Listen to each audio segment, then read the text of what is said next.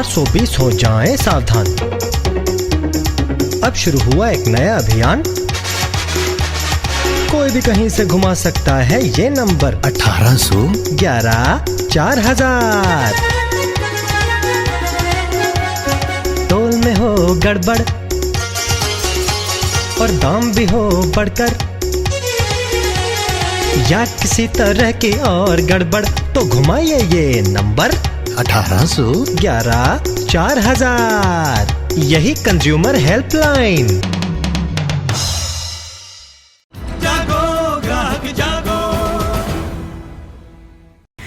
पुणे की ज्वेलर्स ने बुर्के पर बैन लगाने की अपनी मांग वापस ले ली है। दुकानों में बढ़ती चोरी की वजह से ज्वेलर्स ने दुकानों में बुर्का पहनकर आने वाले ग्राहकों पर पाबंदी की मांग सरकार से की थी, जिस पर सीएनबीसी आवाज कल दिन भर कंज्यूमरों के हक के लिए लड़ता रहा। हमारे चैनल के जरिए कई कंज्यूमर्स ने इस मांग पर अपना कड़ा एतराज जाहिर किया और सीएनबीसी आवाज पर एक खबर आने के 24 घंटे से भी कम समय के अंदर ज्वेलर्स एसोसिएशन ने अपनी ये मांग वापस ले ली है।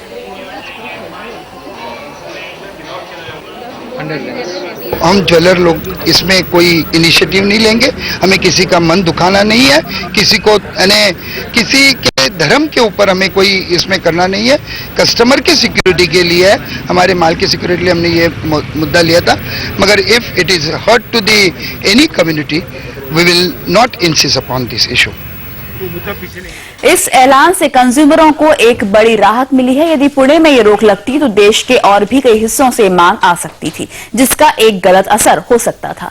मगर हमने कंज्यूमरों की आवाज उठाई, जिसके बाद ये मामला फिलहाल सुलझ गया है। दरअसल ज्वेलर्स ने ये मांग चोरी की बढ़ती घटनाओं की वजह से की थी। पुणे में चोरी की घटनाएं तेजी से बढ़ रही हैं और चोर अपना रहे हैं चोरी के अनोखे तरीके। दिवाली के वक्त पुणे की 2 बड़ी दुकानों से 3 लाख और 4 लाख रुपए के गहने चोरी हो गए। क्लोज सर्किट टीवी देखने पर पता चला कि चोर बुर्के में था, ऐसे में उसे पहचाना नहीं जा सका। इस घटना के बाद ही ज्वेलर्स ने दुकानों में बुर्के पर पाबंदी की। अब ये मांग तो उन्होंने वापस ले ली, मगर चोरी की घटनाओं के विरोध में आज पुणे में ज्वेलरी शॉप्स ने अपना बंद रखा है।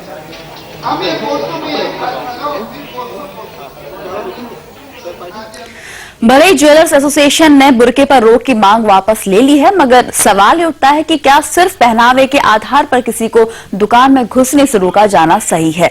सुरक्षा के नाम पर क्या कंज्यूमर को अपना बुर्का उतारने पर मजबूर किया जा सकता है? ऐसे ही कुछ सवालों के जवाब जानने के लिए हमारे संवाददाता दीपक वाजपेयी ने बात की कंज्यूमर एक्टिविस्ट श्रीराम खन्ना से। बुर्के पर पाबंदी कितनी जायज है या गैर जायज, इस पर बात करने के लिए हमारे साथ मौजूद हैं कंज्यूमर वॉइस के managing editor professor Shriram Khanna. Professor साहब, हमें बताएं कि ये जिस तरह की पाबंदी की बात की जा रही है पुणे में, उसको आप कितना जायज या गैर जायज पाते हैं? देखिए, ये पूरे रूप से गैर कानूनी है। आप किसी को पहरावे के आधार पर अपनी दुकान के अंदर घुसने से नहीं रोक सकते, क्योंकि एक तो हमारे देश में संविधान के अनुसार सभी जो उपभोक्ता या नागरिक हैं वो समान है, किसी भी धर्म के हों। नंबर 2, ये एक अनुचित व्यापार प्रथा है। आप किसी ग्रुप ऑफ कंज्यूमर्स को सर्व करने से रिफ्यूज नहीं कर सकते। ये एक अनुचित व्यापार प्रथा है और वो गैर कानूनी है उपभोक्ता संरक्षण अधिनियम 1986 के तहत।